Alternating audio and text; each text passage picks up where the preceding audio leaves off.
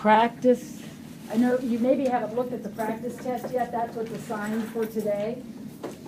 But you did a pre-test. You got millions of book review problems. Something in there maybe is weighing heavy on your mind.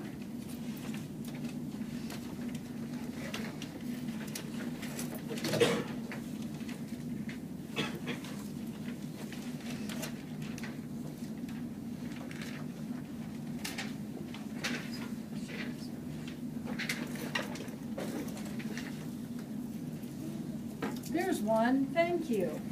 Can we do number 7 off the pretest? Yep. 7 or 8?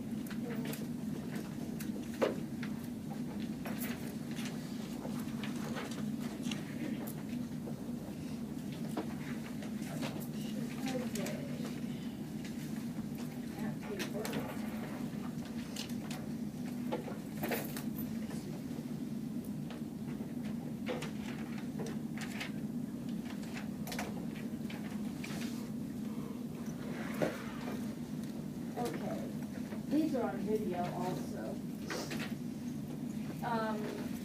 So number 7 says we're going to solve this equation.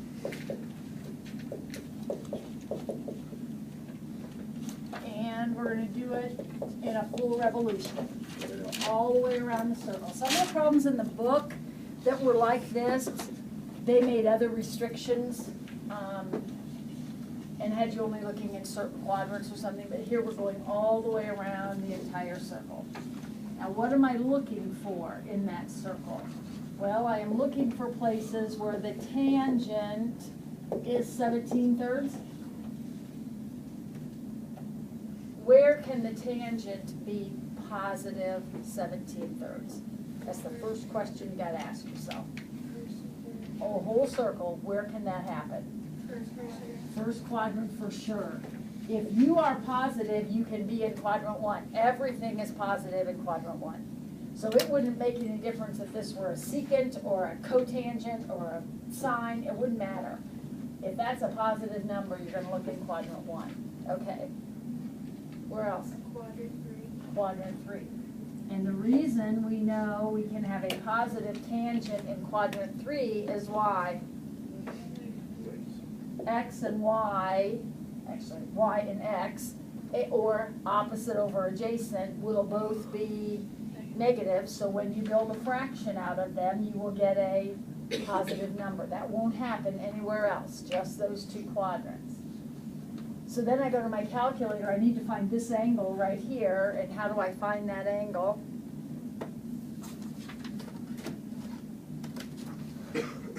Guys, come on, I need your help here. And -1. Yeah, I do inverse tangent. Yep, so second tangent, 17/3. Make sure you're set in degrees because that's what these directions say. And that's 79.99. So the reference angles in the whole problem are 79.99. So then we need to figure out what the actual answers are. And the actual answers will be this angle and this angle, right? Those are the 2 answers. This angle, the red one, is between 0 and 90, right? What is it? 79.99. The blue one is between 180 and 270, right? So what is it? 190 something. How will I find it? 79 minus, there's 270 minus 79, not that. 180 plus. This angle is right here. 180 to this right here has to be 79.99. So how am I going to find this? Add 180. So this is going to be 180 plus 79.99, which is 259.99. That angle, Mr. Harvey, has nothing to do with 270. 270 is not, it doesn't have anything to do with it. Okay. Wait, how do you plug that tangent into your calculator? How do we always find an angle on our calculator? Anytime you want an angle, it doesn't matter if it's tangent, sine, cosine, doesn't matter. If you want an angle, you do second, Tangent. in this case tangent. Oh, I'm not in the right thing, okay. That's gonna be an issue. We've been saying since the beginning, we gotta be in the right mode, right? Yeah. So you've just got to get in the habit of checking that before you press any other buttons. Check to make sure you're in the right mode. What about the book problems? Anybody do any of those? You had yesterday in class to work on that. I hope you used your time productively.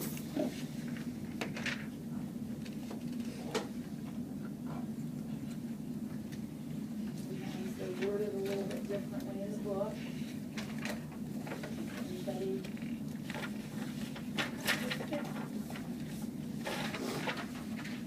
Find one?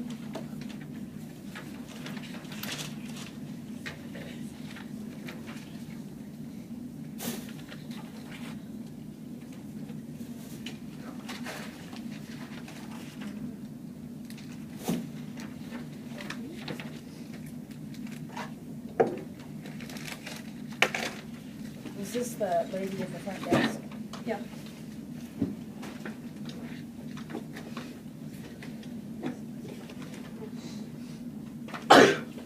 No more problems?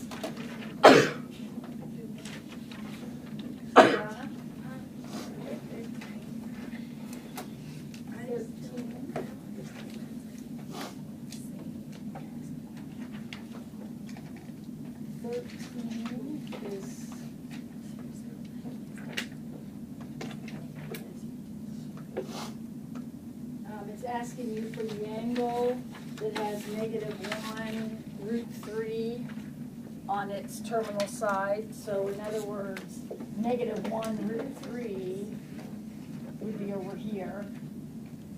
So you're looking at this angle right here, this is the point -1√3. X is -1, Y is √3. So if I labeled this triangle, this would be -1 and this would be √3. Right? So you should recognize that. This will definitely be on the no calculator part of the test. You should recognize that. This is 2 and this angle is how big? That's 60 degrees. 60 degrees is not the answer though. Look, boys and girls, this angle is between 90 and 180, right? So what's the 60-degree angle between 90 and 180? What's this angle, in other words? That's 120. So the answer to the question would be 120. If I don't know, am I supposed to be in degrees or radians? Because I could be in either one. In both degrees and radians. Okay, so the degree measure would be 120, and then pi is to 180 as something is to 120. I can change that into a radian measure. Remember how we do that? So what is that, 2 pi over 3? So your radian measure would be 2 pi over 3. I just have a general question, like when you're converting radians into degrees, or how do you know where to put like the 120 or? Okay, now look, pi radians is 180 degrees. Okay. So I got radians on the top and degrees on the bottom. Should you always have degrees on the bottom? Doesn't matter. It doesn't matter, but if you put the 180 on the bottom, then the degree has to be on the bottom over here. Some people will set this up 180 over pi, which is fine. Then over here you'll have 120 over x. You just have to have, if you have radians over degrees, you gotta have radians over degrees on that side. Any other book problems? Can you do 98? 98, that just sounds scary. 98.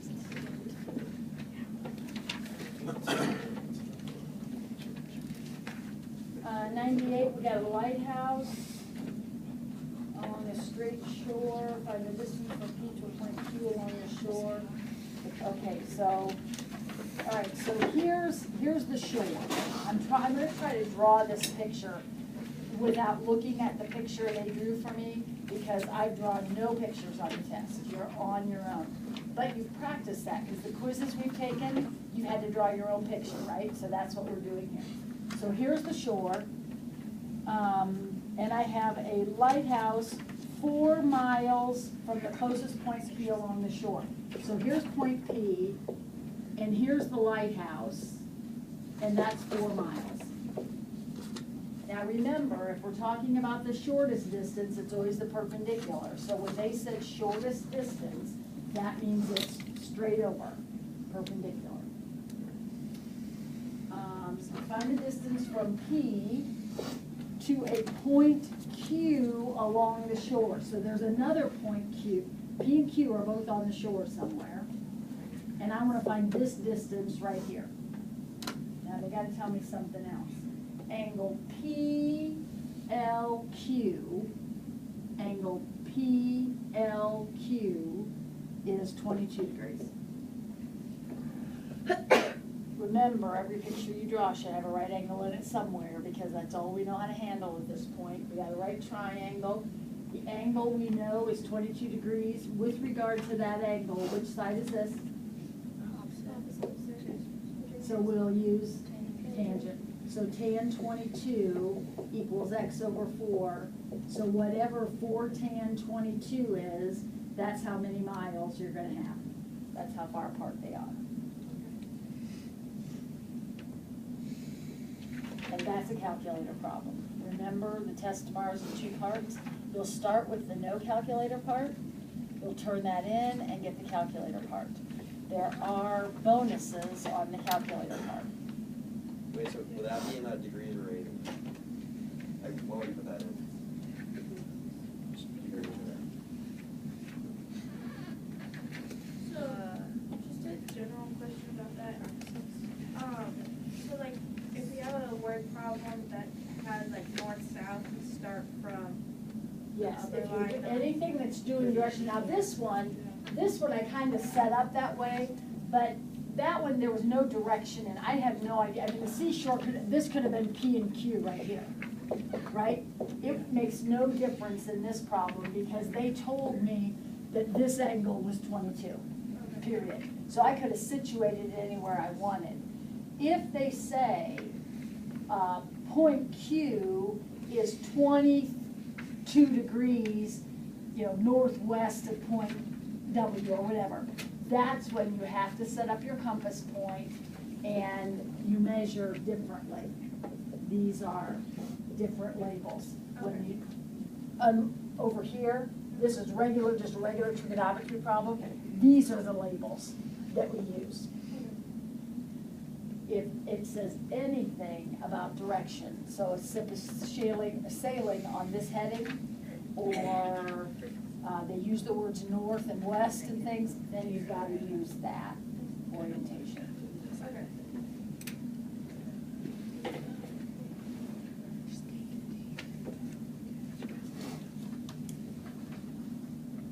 Anything else? Maren? Can we go over number 12 on the pretest? Number 12 on the pretest. Remember, the pretest solutions are all on video. Number 12 on the pretest wants to know what the period of this thing is. So who remembers the strategy we have for finding the period of this big ugly equation? What is our strategy? Find the period. Find the period of each individual piece, all right? So let's start there. We're gonna find the period of each piece. And how do we do that? How do we find the period of this piece right here? Divide by 2 pi. So 2 pi divided by a half. Remember, the period of a sine and a cosine is always 2 pi. So this period is 4 pi. Now, that means that every 4 pi, the curve starts over again. So you've got this shape, and then you got it again, and then you got it again, and so on and so on and so on. Every 4 pi. So where does this curve start over again? It starts at 0, and then what does it do? At 4 pi, it starts over again. Where does it start over again? 8 pi, and then 12 pi, and then 16 pi, and so on. Now what about this one? What's a cosine? But that doesn't make any difference. Its period is still 2 pi. But it's been divided by 2/3, so that's 2 pi times 3/2. That's 3 pi. So when does this curve start over again? It starts at 0, and then where does it start over again? 3 pi, and then at 6 pi, and then at 9 pi, and then at 12 pi. Now I'm going to stop there, because what happens at 12 pi? Both curves start over again. That means everything starts repeating again at 12 pi, right? So the period of this is 12 pi. Is it sinusoidal? No, because in order to be sinusoidal, these two numbers have to match. They aren't.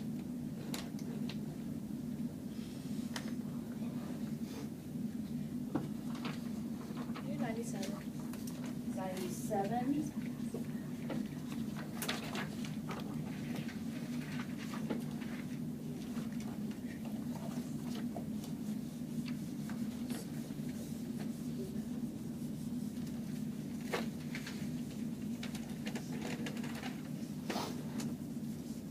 Look at 97 and see what it says. 97 says we have a 150-foot building.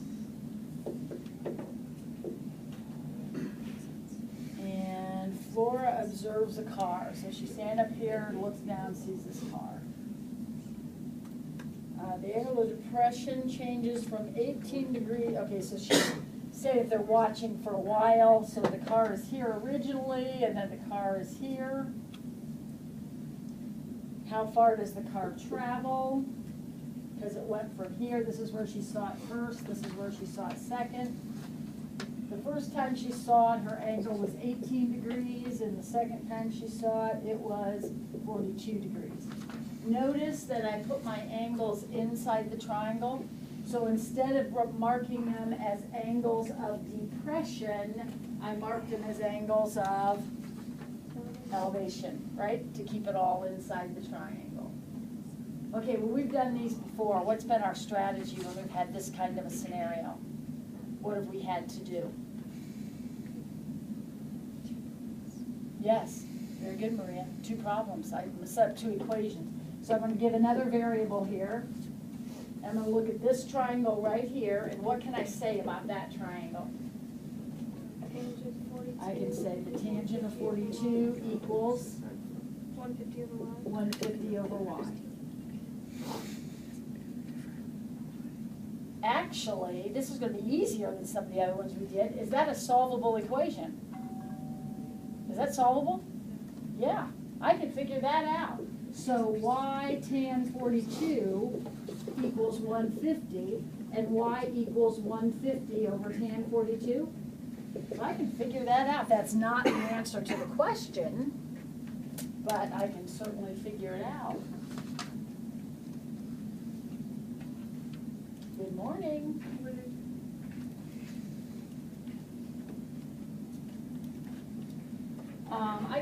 I got y equal to 166.59. And I don't know what that unit is. Feet, maybe?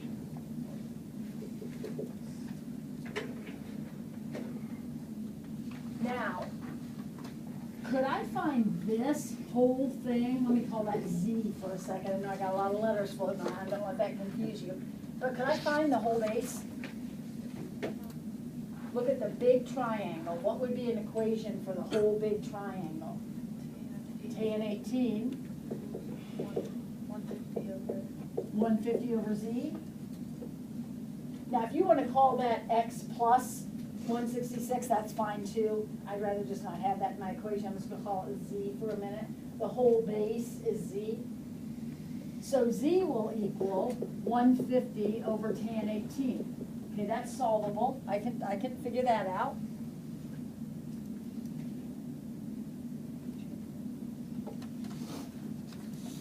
I did not check, oh, I have a degrees, good, I did not check that. I got 461.65. So how would I answer the question? Neither of these numbers is the answer to the question. This is the answer to the question, but that's gonna be easy. How am I gonna find that? Subtract. Just subtract them. So we have done problems like that where we had to set up two equations and two unknowns. We set up two equations, but the good news was each one of them was solvable. So I didn't have to do all that substitution stuff, remember, like we've done in other problems? Didn't have to do it this time.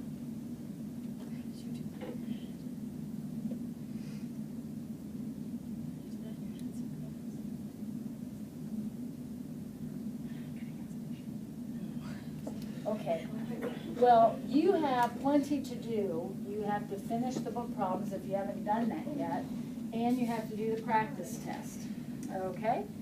So I'm gonna let you do that, and then ask me questions individually.